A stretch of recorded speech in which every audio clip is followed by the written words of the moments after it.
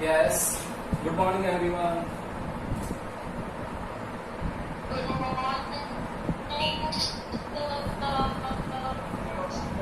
Good morning. Good morning. देखो, कल हम लोग कंपाउंड माइक्रोस्कोप पढ़ रहे थे बेटा. कंपाउंड माइक्रोस्कोप से आगे चलना है आज हमें. और कंपाउंड माइक्रोस्कोप के बाद आज आप लोगों का जो टॉपिक है वो है टेलीस्कोप,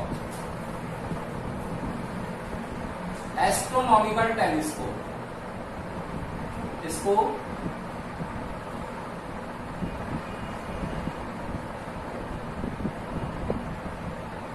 एस्ट्रोनॉमिकल टेलीस्कोप भी बोलते हैं. क्या होता है माइक्रोस्कोप? क्या था माइक्रोस्कोप? क्या था? To see the image of the object. और जो ऑब्जेक्ट है वो कैसा है हमारा? Very small. ठीक है ना? तो to see the clear image of small objects an optical instrument is used which is known as microscope. और टेलीस्कोप क्या होगा? टेलीस्कोप किससे काम आता है? स्टार प्लेनेट्स देखने में. तो हेवनली ऑब्जेक्ट्स बोलेंगे हम लोग. तो क्या डिफाइन आएगी बेटा इसकी एस्ट्रोनॉमिकल टेलीस्कोप की? To see the clear image of heavenly objects. Heavenly object कौन से? Like star, planet etcetera. तो क्या होगा? To see the clear image of heavenly objects like star, planet etcetera, an optical instrument is used. An optical instrument is used known as telescope. Clear?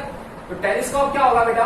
कि किसी object को अगर हम लोगों को क्लियरली देखना है तो क्लियरली देखने के लिए जो ऑप्टिकल इंस्ट्रूमेंट यूज कर रहे हैं हम लोग वो कर रहे हैं हम लोग कौन सा? टेलीस्कोप. क्लियर है? कोई दिक्कत इसमें नहीं है. अब आता है इसके अंदर कंस्ट्रक्शन.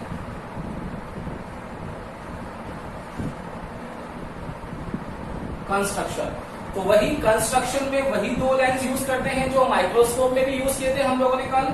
कौन कौन से? एक होता है first one is objective lens and second is eye lens. First one is objective lens and second is eye lens. वहां पर क्या था माइक्रोस्कोप में कि the focal length of objective lens is very small. वहां पर क्या था? छोटा होता है ऑब्जेक्टिव लेंस. उसकी फोकल लेंथ क्या होती है? कम होती है. क्यों? क्योंकि वहां पर ऑब्जेक्टिव लेंस से ऑब्जेक्ट को देखने में काम आएगा. तो वहां पर ऑब्जेक्ट्स जो होते हैं वो क्या होते हैं? बहुत स्मॉल होते हैं. स्मॉल होने की वजह से वहां ऑब्जेक्टिव लेंस का जो साइज होगा वो भी क्या होगा? स्मॉल होगा. लेकिन यहाँ पर ऑब्जेक्टिव लेंस क्या है? हमारे ऑब्जेक्ट कैसे हैं? स्टार और प्लेनेट्स हैं. मतलब साइज ऑफ द ऑब्जेक्ट क्या है? बहुत ज्यादा है. साइज ऑफ द ऑब्जेक्ट ज्यादा होने की वजह से ऑब्जेक्टिव लेंस की फोकल लेंथ क्या होनी चाहिए? बताओ. ज्यादा होनी चाहिए. वेयर एज जो ऑब्जर्वर आई है उसके लिए फोकल लेंथ क्या हो जाएगी? कम हो जाएगी. इट मीन्स माइक्रोस्कोप का जो डायग्राम था जिसमें ऑब्जेक्टिव लेंस हम लोगों ने छोटा बनाया और आई लेंस को बड़ा कर दिया, तो टेलीस्कोप में जस्ट अपोजिट हो जाएगा. ऑब्जेक्टिव लेंस बनेगा बड़ा और आई लेंस बनेगा छोटा सा. बोलो आ रहा है नहीं आ रहा समझ में? क्लियर है यहां तक? ठीक है. तो डायग्राम ड्रॉ करें इसका हम लोग. एक बार इसका स्क्रीनशॉट ले लो एंड देन डायग्राम करके डेरिवेशन करते हैं बेटा. फटाफट से स्क्रीनशॉट ले लो उसका.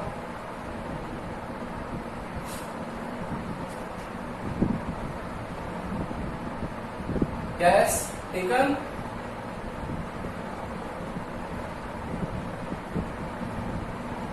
ले लिया क्या?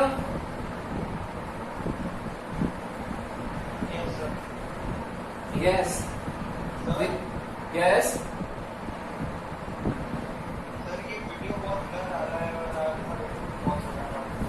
वो बेटा वो नेटवर्क इशू आप लोगों के हो सकता है क्योंकि किसी क्लास में ऑन नहीं हो रहा है.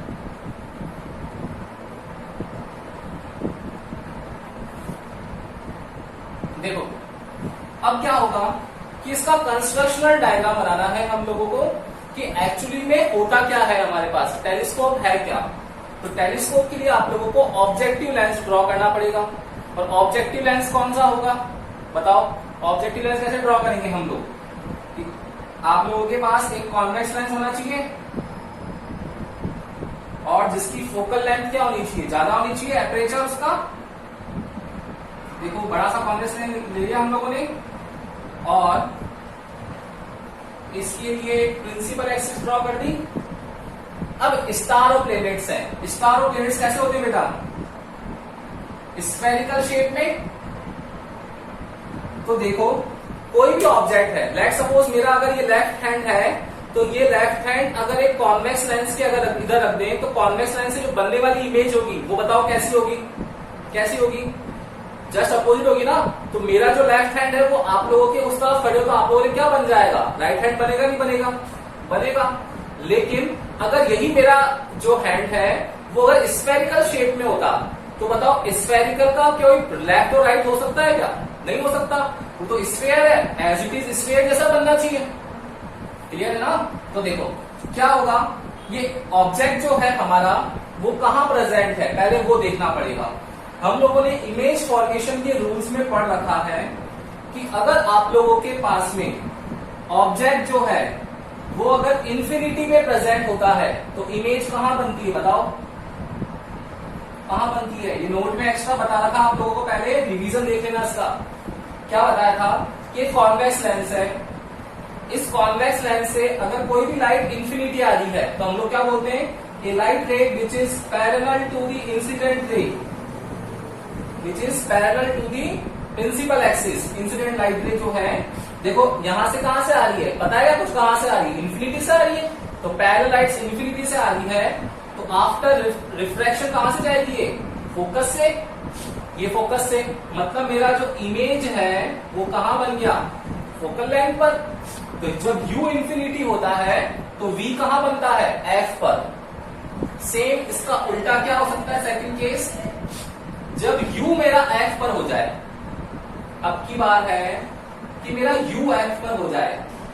लेट सपोज इस बार ये पॉइंट है f, फोकस पॉइंट, यहां से इस बार लाइट जा रही है, ये लाइट जा रही है, ये लाइट चली गई।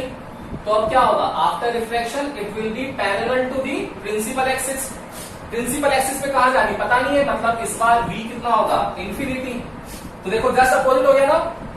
जब u इंफिनिटी है तो इमेज बनी फोकल लेंथ पर, तो सेम उल्टा क्या होगा कि जब इस बार u f पर होगा तो v कहां बनना चाहिए? इंफिनिटी में बन जाना चाहिए।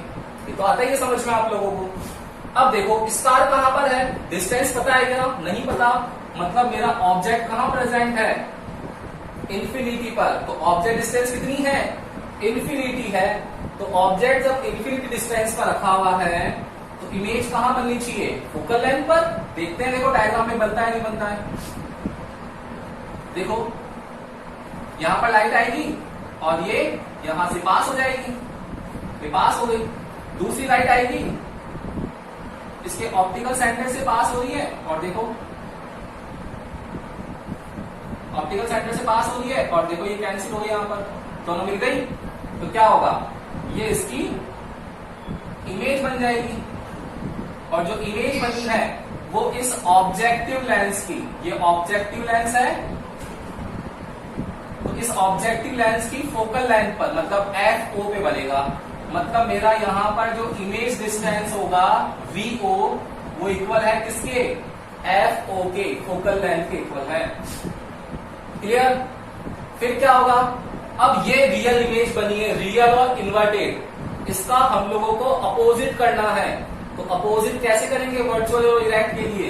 कि रैक एंड पिनन मेथड। मैंने फिर बताया था आप लोगों को कल कि रैक एंड पिनन मेथड से आई लेंस को इस अकॉर्डिंग एडजस्टमेंट करते हैं कि ये जो ऑब्जेक्ट है ये फोकल लेंथ और ऑप्टिकल सेंटर के मिड में आ जाए।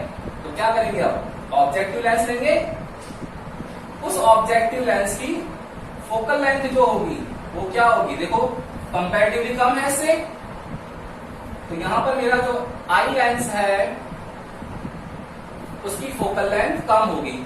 इसका ऑप्टिकल सेंटर ये रहा O' और इसकी फोकल लेंथ FE। देखो FE और ऑप्टिकल सेंटर के मिड में आ गया, आ गया। तो मिड में आके क्या होगा, लाइट्स जाएगी आगे, ये देखो यहां जाएगी लाइट्स, ये जाएगी लाइट्स, तो ये क्या हो जाएगी आफ्टर रिफ्रैक्शन पैरेलल हो जाएगी। पैरेलल हो जाएगी तो यहां कभी भी इमेज नहीं बनेगी, तो क्या करना पड़ेगा, पीछे की ओर एक्सटेंड करना पड़ेगा इसको, ये पीछे की ओर एक्सटेंड कर दो इसको।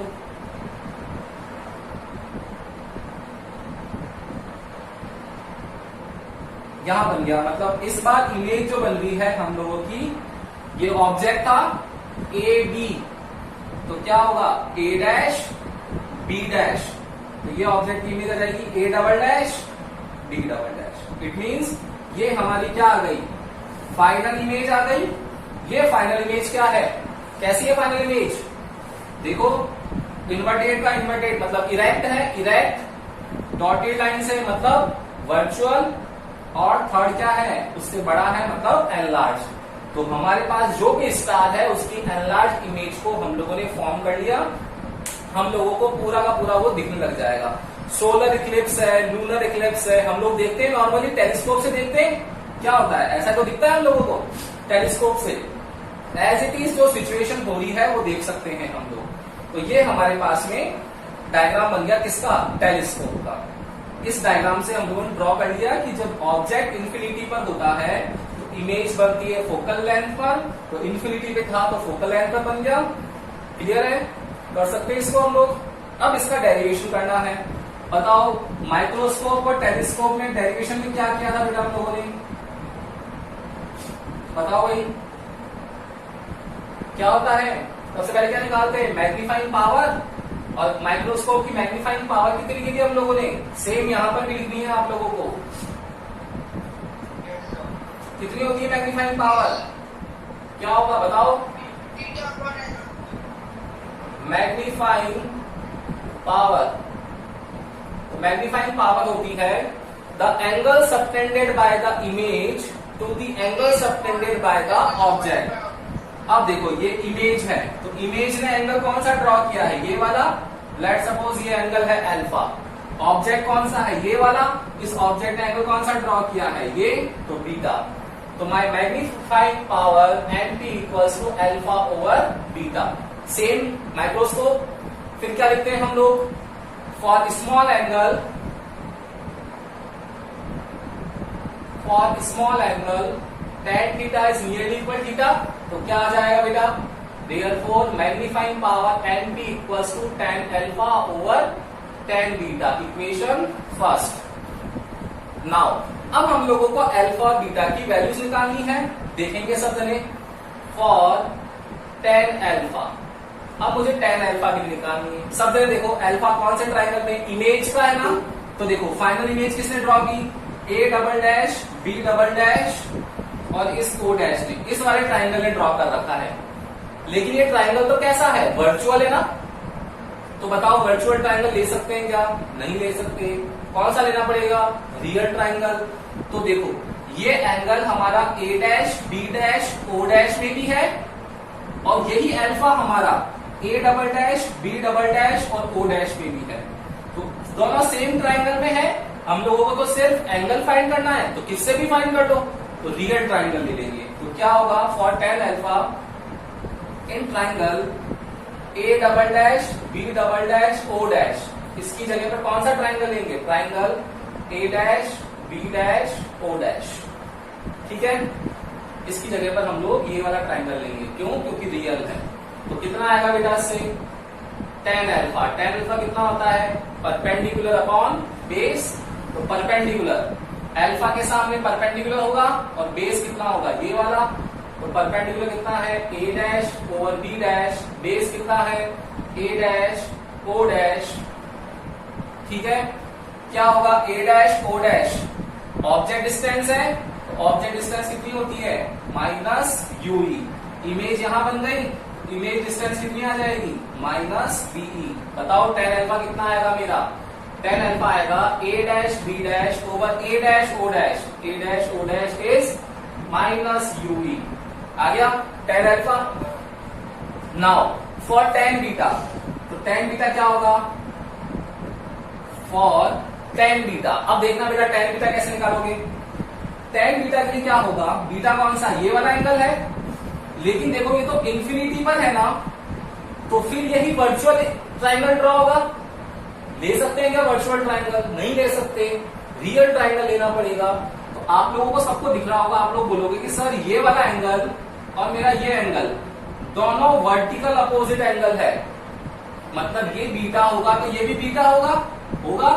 तो आप बोलोगे कि सर ये triangle O A dash B dash, इस ट्राइंगल से आप बीटा फाइंड कर सकते हो। तो बिल्कुल इसी ट्राइंगल से कर देंगे। तो क्या आएगा? In triangle O A dash B dash. क्यों लिया ये ट्राइंगल?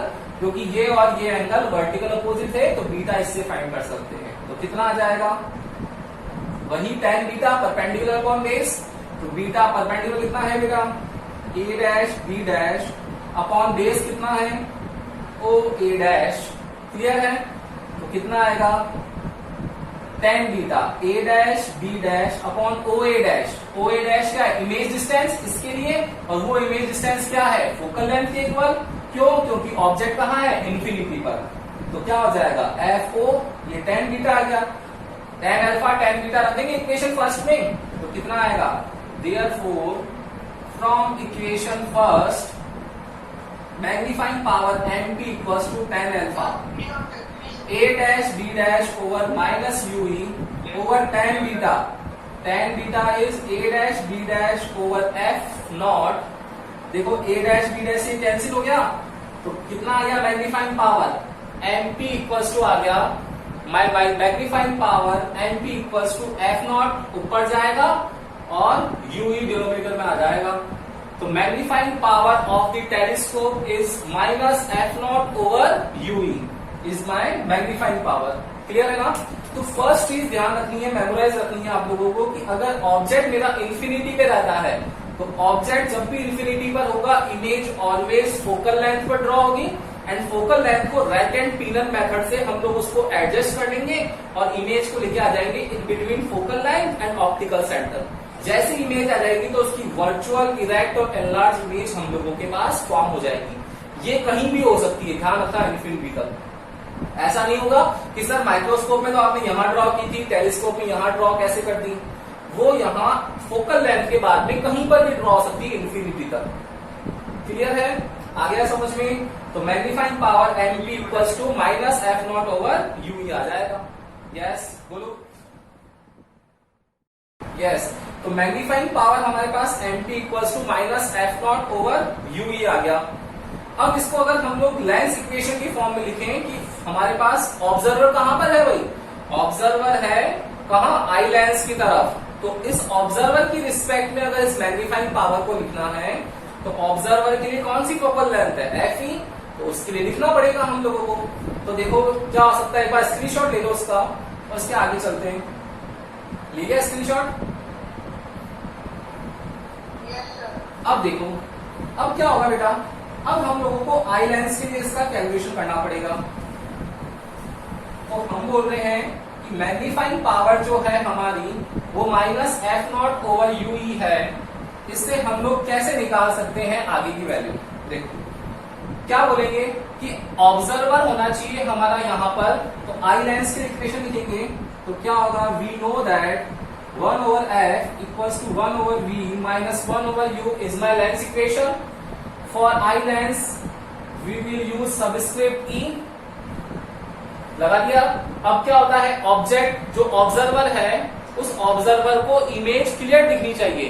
तो ऑब्जर्वर को इमेज क्लियर दिखने के लिए क्या होना चाहिए कि हमारी जो इमेज डिस्टेंस होनी चाहिए वो कहां होनी चाहिए?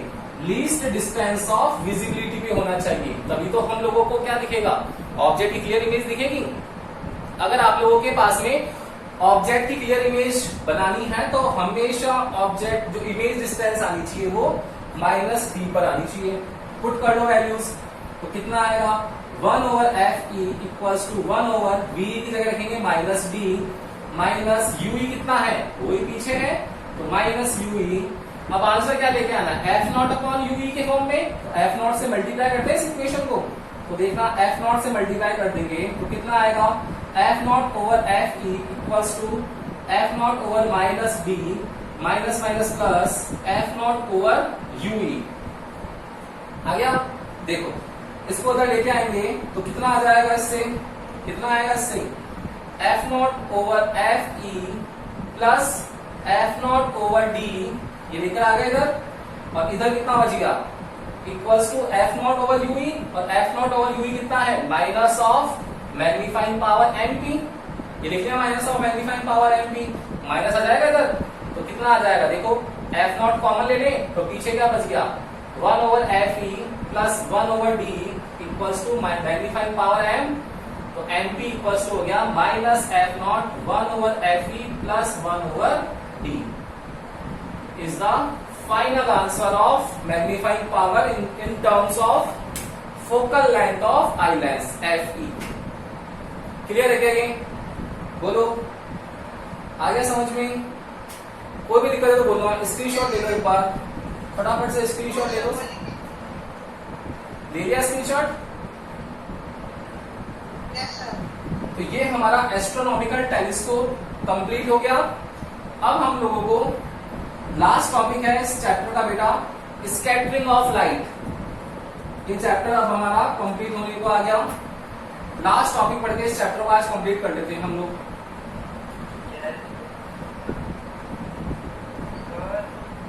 यस बोलो यश।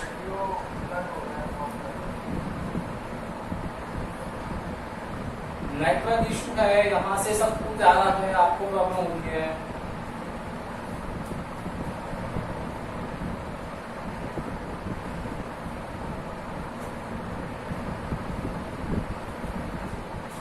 Now last topic is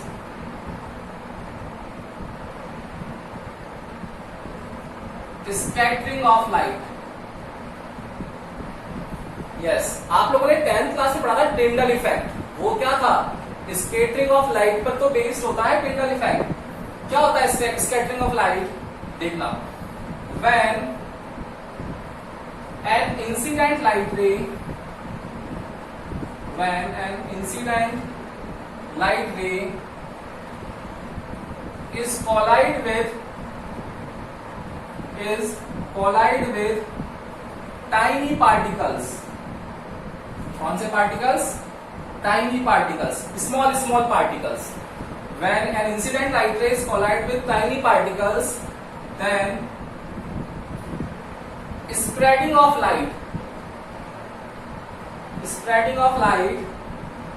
in all possible direction is known as scattering of light. Clear? क्या कि अगर कोई आप लोगों के पास में एलिमेंट है या कोई मॉलिक्यूल है, क्यों? क्योंकि एटमॉस्फेयर के अंदर मॉलिक्यूल्स होते हैं, नाइट्रोजन है, ऑक्सीजन है, बहुत सारे डिफरेंट गैसेज हैं, तो मॉलिक्यूल्स हैं, वहां से अगर सनलाइट इंसिडेंट हो रही है, देखो ये सनलाइट इंसिडेंट हो रही है, सनलाइट इंसिडेंट हो रही है तो इससे क्या होगा? कोलाइड होगी, और कोलाइड होगी क्या होगा? ऑल पॉसिबल डायरेक्शन में, हर एक डायरेक्शन में स्प्रेड हो जाए, स्प्रेड होगी। स्प्रेड हो गई इसका मतलब क्या हुआ कि स्प्रेडिंग ऑफ लाइट है, इसी को बोल रखा है क्या? Scattering of light. तो जब भी कोई लाइट एक फॉर्म से दूसरे फॉर्म में जा रही है तो इंसिडेंट होकर किसी ना किसी पार्टिकल से, एयर मॉलिक्यूल से टकराएगी, टकरा करके अगर ऑल पॉसिबल डायरेक्शन में स्प्रेड हो जाए तब होता है मेरा स्कैटरिंग ऑफ लाइट। क्लियर? अब स्कैटरिंग ऑफ लाइट को एक्सप्लेन करने के लिए एक साइंटिस्ट आया था जिसका नाम था रेले। क्या था? रेलेस। तो इसको बोलते हैं रेलेस क्राइटेरियन। रेलेस क्राइटेरियन हम लोग पढ़ चुके हैं 11th क्लास में कि जो इंटेंसिटी होती है वो डायरेक्टली प्रोपोर्शनल होती है एम्पलीट्यूड, स्क्वायर ऑफ एम्पलीट्यूड के। क्लियर? अब स्क्वायर ऑफ एम्पलीट्यूड के इक्वल डायरेक्टली प्रोपोर्शनल है, तो रेले बोलता है कि यहाँ जो एम्पलीट्यूड होता है किसी भी लाइट का, वो एम्पलीट्यूड डायरेक्टली प्रोपोर्शनल होता है 1 ओवर लैम्डा स्क्वायर के। तो बताओ जब a स्क्वायर हो जाएगा तो यहाँ लैम्डा 4 हो जाएगा। इट मीन्स इंटेंसिटी जो होगी वो डायरेक्टली प्रोपोर्शनल होगी किसके? 1 ओवर लैम्डा की पावर 4 के, और इसको चाहो तो a स्क्वायर भी लिख सकते हो। ये आप लोगों का रेले क्राइटेरियन है। क्या कि the intensity of light is inversely proportional to fourth power of wavelength is Rayleigh criterion. Rayleigh criterion क्या है कि the intensity of light is inversely proportional to fourth power of wavelength. Rayleigh criterion clear है। अब इस relay criterion के base पर बहुत सारे एप्लीकेशंस हैं। कौन कौन सी एप्लीकेशंस हैं वन बाय वन देखेंगे। एक बार इसका स्क्रीनशॉट ले लो और देखते हैं फिर। Yes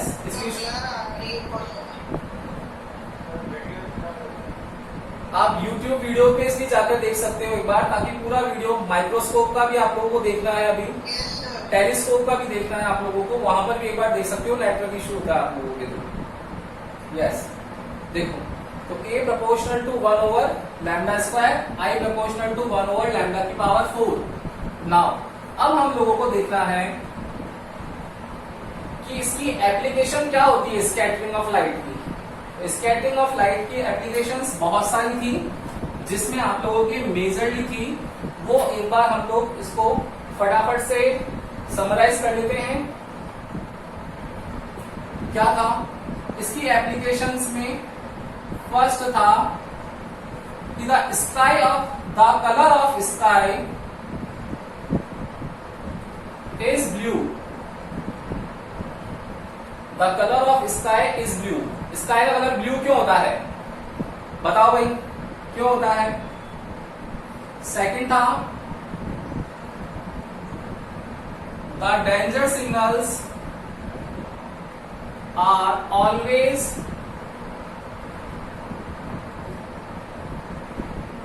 made up of red color। Red colour से क्यों बने हुए होते हैं? थर्ड था reddish colour of sun at sunrise and sunset. क्या है ये चीजें? वही सब एक जैसी है क्या? देखना बेटा, colour of sky is blue. मैं आप लोगों को पहले भी बता चुका हूं विबग्योर के बारे में। प्रिज्म जब पढ़ा था हम लोगों ने डिस्पर्जन टॉपिक, उसमें बताया था कि जो विबग्योर होता है उस विबग्योर के अंदर वॉयलेट कलर जो है उसकी वेवलेंथ सबसे कम होती है और रेड कलर की वेवलेंथ सबसे ज्यादा होती है। ठीक है, तो क्या होगा? I प्रोपोर्शनल टू है 1 ओवर लैम्डा पावर 4 के। अब देखना क्या होगा बेटा कि जब लाइट आएगी, सनलाइट आएगी और एयर मॉलिक्यूल से टकराएगी, यहाँ एयर मॉलिक्यूल्स है, इनसे कोलाइड होगी, तो क्या होने वाला है कि जब यहां से लाइट आ रही है और एयर मॉलिक्यूल से टकरा रही है, तो यहां पर कलर ऑफ स्काई ब्लू कैसे आ रहा है? क्या होगा कि वेवलेंथ क्या होगी? रेड कलर की क्या होने वाली वेवलेंथ? बहुत ज्यादा होगी।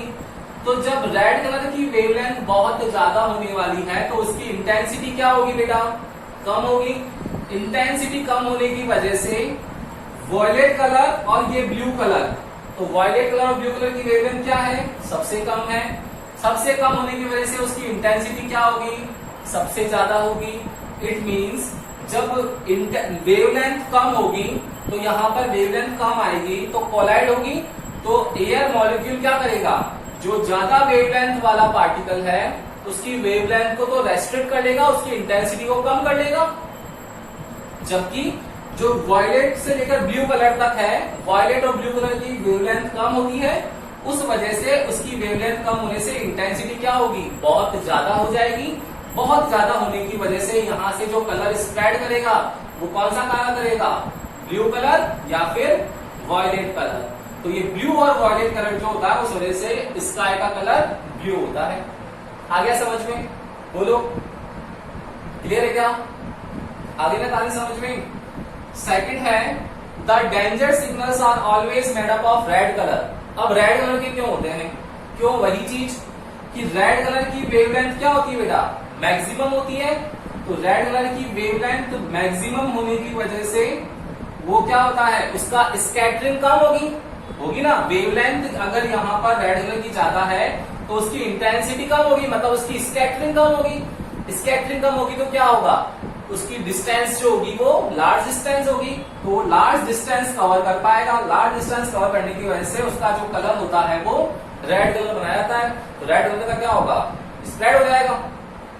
थर्ड चीज, reddish colour of sun at sunrise and sunset. देखना ये क्या होता है कि ये सन है, सॉरी ये अर्थ है, और अर्थ पर अब हमारे पास लाइट आ रही है। कैसे आएगी देखना, जो अर्थ है उस पर आप लोगों के पास दो पोजीशन से लाइट आएगी। एक तो जब सनसेट और सनराइज हो रहा है तब तो कहां से आएगी, हॉरिजन से आएगी, हॉरिजॉन्टल लाइट आएगी।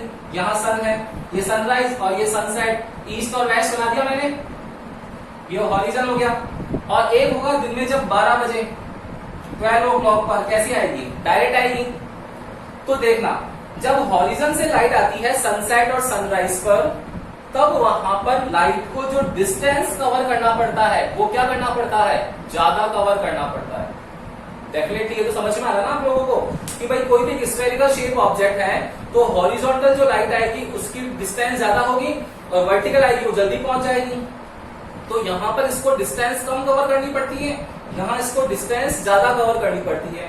तो ज्यादा डिस्टेंस कवर करने की वजह से जो पार्टिकल्स होते हैं उनकी इंटेंसिटी जो होती है, तो जो कम वेवलेंथ वाले पार्टिकल हैं, वायलेट, इंडिगो, ब्लू, ये तो क्या होंगे, लॉन्ग डिस्टेंस कवर कर ही नहीं पाएंगे क्योंकि वेवलेंथ क्या होगी इसकी, कम होगी।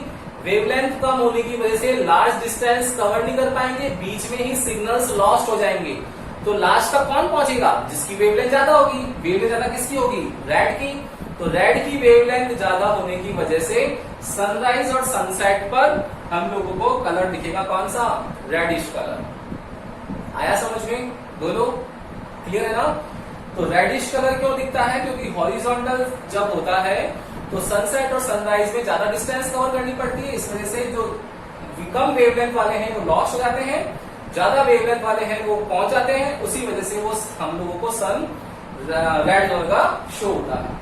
आ गया समझ में। तो सारा खेल रेले क्राइटेरियन का है कि रेले ने बोला था कि the scattering power of the light या the scattering intensity of the light is inversely proportional to 4th power of the wavelength. Clear है क्या, आ गया समझ में, यस और नो, ठीक है ना।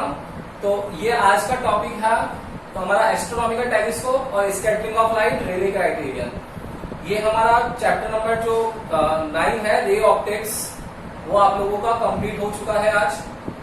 आप लोगों को सारे टॉपिक्स हो गए, mirror equation, lens equation, R equals to 2F, lens maker formula, prism, convex spherical surface, concave spherical surface, microscope, telescope, ये सारे जो इंपॉर्टेंट टॉपिक्स हैं आप लोगों को एक बार देखने हैं, सारे के सारे यूट्यूब वीडियोस पे जाकर के आप लोगों को सारे डाउट्स क्लियर हो जाएंगे। फिर भी कोई डाउट रहता है तो कल की क्लास में पूछना है। यस, अब बोलो। सर इसकी वीडियो का लिंक एक बार ग्रुप पे सेंड कर देना सर, वो मेरा ऐप खुलता ही नहीं। बिल्कुल बिल्कुल, आप लोगों को इसका वीडियोस आ जाएगा, माइक्रोस्कोप एंड टेलीस्कोप, कल वाली क्लास और आज वाली क्लास, आप लोगों को दोनों की वीडियोस आज ग्रुप में आ जाएंगे। आप लोगों को देखने हैं सारे वीडियोस, ठीक है, वीडियोस देखने हैं। रेगुलर क्लास चल रही है उसमें समझ में आता ही है, लेकिन फिर भी एक बार मैंने बताया था कि क्लास का जो है वो 70% ही आ रहा है फर्स्ट टाइम में। वीडियो देखोगे एक बार तो आप लोगों को 70% 100% में कन्वर्ट हो जाएगा। तो वीडियो तो मस्ट है, आप लोगों को देखना ही है फ्री टाइम में अपने, ताकि उससे आप लोगों का एक बार पूरी क्लास का एज इट इज रिवीजन हो जाए, ठीक है। तो माइक्रोस्कोप, टेलीस्कोप इंपॉर्टेंट टॉपिक है और आप लोगों को वो एक बार देखने हैं। ओके, तो हम लोग कल मिलते हैं। Good day.